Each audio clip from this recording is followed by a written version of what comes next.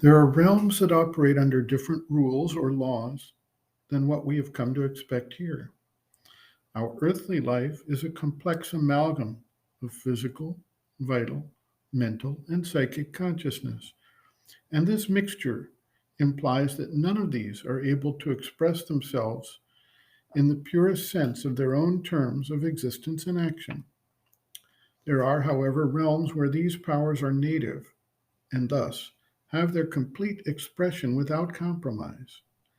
The physical body acts as a barrier, a restraint, and a protection from the direct operation of any of these other levels. The nearest realm to the physical is the vital.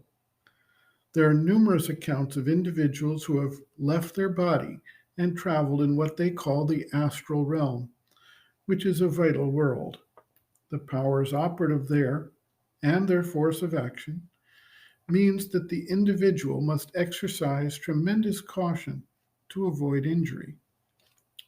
It is not, however, solely a concern when an individual travels outside the body to the vital realm.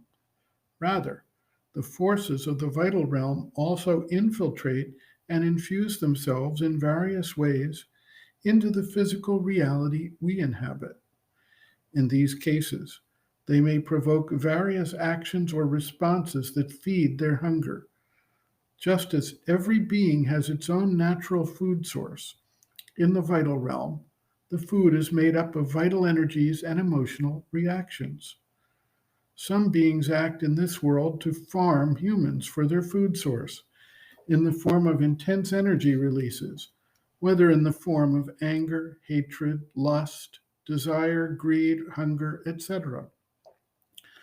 Most of this takes place through suggestions or pressures placed in the subconscious layers of our being. And then, as these get triggered, the vital beings harvest the forces they were seeking. This adds another issue on top of our genetic, ancestral inheritance and the influence of the society and our peers on our thoughts, feelings, emotions, and actions. The mother notes, quote, "If that were the end of the problem, one could yet come out of the mess. But there is a complication.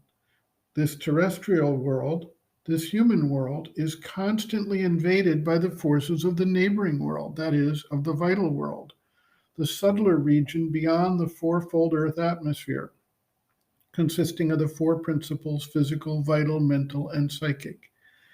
And this vital world, which is not under the influence of the psychic forces or the psychic consciousness, is essentially a world of ill will, of disorder, disequilibrium, indeed, of all the most anti divine things one could imagine.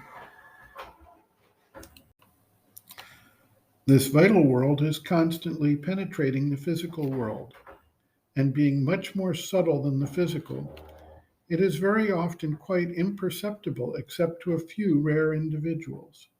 There are entities, beings, wills, various kinds of individualities in that world who have all kinds of intentions and make use of every opportunity either to amuse themselves if they are small beings or to do harm and create disorder if they are beings with a greater capacity.